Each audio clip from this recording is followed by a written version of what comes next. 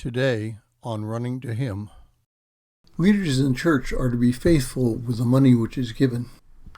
Today's reading is 2 Kings chapter 12, concentrating on verses 11 and 12.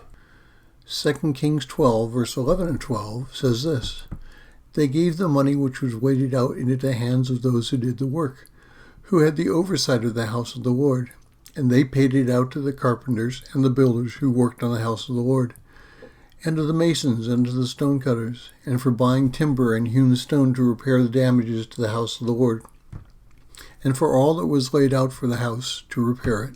I encourage everyone to read the entire reading today. There are so many nuggets of truth and examples of falsehood, I couldn't write about them all. Money management must be one of the greatest temptations anyone may face. I know of several people who have worked at a job that they hated just for the retirement benefits.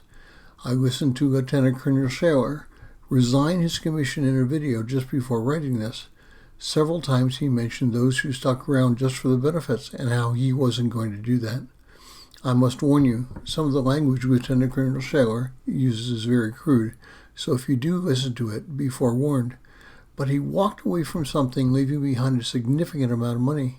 He did that because of what he believed. You may have noticed in the story that the priest raised money to repair the temple but failed to repair it. That type of behavior is despicable. If we as men and women of God raise support for a particular project, we must spend the money on that project. We have no other option.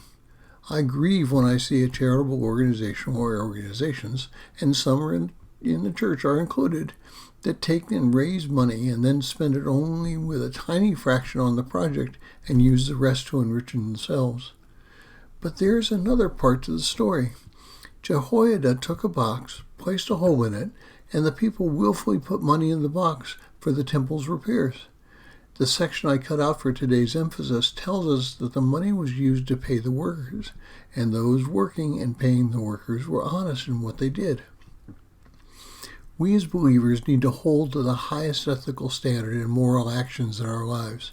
Our misspending of money is only in one area that can have disastrous effects on our ministries, people's view of Christ and our testimony.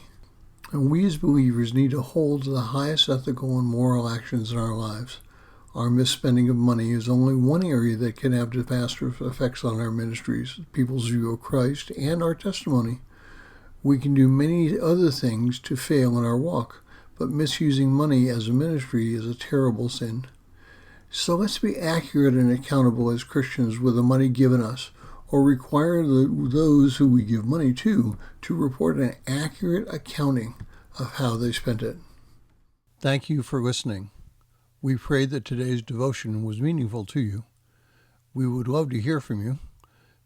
You can use either Facebook or YouTube to like, subscribe, share, and tell others about us. If you would like to contact us, you can reach me at phineasjacobus@runningtohim.net.